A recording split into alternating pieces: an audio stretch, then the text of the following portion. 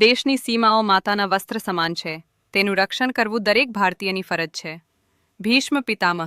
નમસ્કાર દર્શક મિત્રો, સરહદ ન્યૂઝ ચેનલમાં આપનું સ્વાગત છે. હું અનિતા ગોસ્વામી. હવે જોઈએ સમાચાર વિસ્તારથી.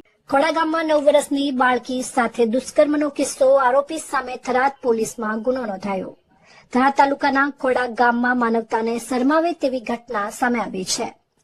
ગામની 9 વર્ષની નિર્દોષ બાળકી સાથે એક નરાધમે દુષ્કર્મ આચર્યું હોવાનો ગંભીર આરોપ સામે આવ્યો છે. આ બનાવ અંગે થરાદ પોલીસ મથકે ફરિયાદ નોંધાતા પોલીસે આગળની કાર્યવાહી હાથ ધરી છે. મળતી માહિતી મુજબ બાળકીના પિતાએ ડુવા ગામમાં વેચાતું રાખેલ બાઇક લેવા માટે પોતાની પુત્રી અને એક કુટુંબી ભાઈ સાથે ડુવા ગામ ગયા હતા. બાઇક લઈને પરત ફરતી વખતે બાળકીના પિતા અલગથી બાઇક લઈને નીકળી ગયા હતા. તે દરમિયાન વિક્રમ ગોહિલ નામનો યુવક બાળકીને પોતાના બાઇક પર બેસાડી ખોડા તરફ રવાના થયો હતો. આરોપ છે કે આરોપી વિક્રમ ગોહિલ બાઇક ઝડપથી ચલાવીને ખોડા ગામે પહોંચી ગયો હતો અને બાળકીના પિતા પાછળ રહી ગયા હતા. ત્યારબાદ આરોપી બાળકીને ગામની સ્મશાન ભૂમિની ઝાડીઓમાં લઈ જઈ તેની સાથે બળજબરીથી દુષ્કર્મ આચર્યું હતું.